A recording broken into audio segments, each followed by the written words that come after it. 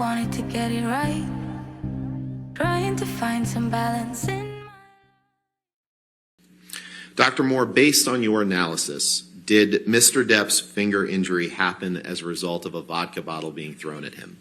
No. And what is the basis for that opinion? Well, the medical data is inconclusive. It's not consistent with what we see in the described injury pattern or in the clinical photographs.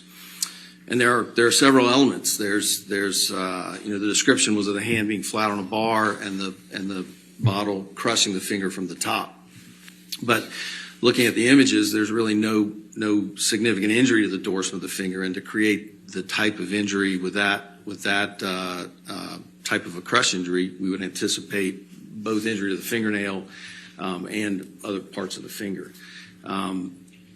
Can I stop you there and just Sure. just break down a few things? You said the hand resting flat on the bar. Can you show the jury what direction the hand was resting based on the documents you've reviewed? I think that the demonstration was with the hand flat, like this, across and maybe even curled over the edge of the bar like this. Which side was facing upward? Which side of the hand? The back of the hand, or we call it the dorsal surface of the hand, was up. So you referred to the back of the hand as the dorsal side of the hand, is that right? That's correct. Sort of like the dorsal fin on a shark? Correct. Fair. And what is the other side of the hand called? The palmar surface. Palmar? Okay. So what direction was Mr. Depp's hand resting on the bar?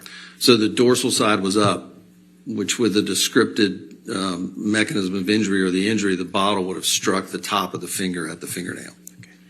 And you also mentioned a term that I'd like you to explain to the jury, crush injury, please. So with review of the images and the x-rays, I mean, this was a crush injury. That would generate the findings clinically on x-ray that we saw.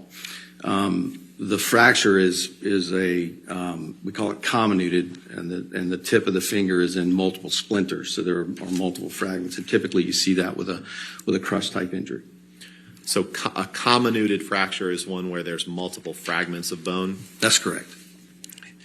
And what was the basis, other than what you've read and heard, but from the pictures, what was the basis of your opinion that the hand was resting palmar side down? Well, that was the way the injury was described and demonstrated in the videos, and so in that position, were the bottle to strike the finger the way it was described, it would have struck on the nail, and the nail was really not injured, and so that's not consistent with that pattern of injury. That anyone that's ever stuck their finger in a drawer or caught it in a car door or hit it with a hammer knows that almost immediately there's typically bleeding underneath the nail, which creates this hematoma. So, not being a doctor, I'm going to try to summarize what you just said. Are you saying that in an injury like this, if something had come from the top, that there would be an immediate impact to the fingernail bed? That's correct.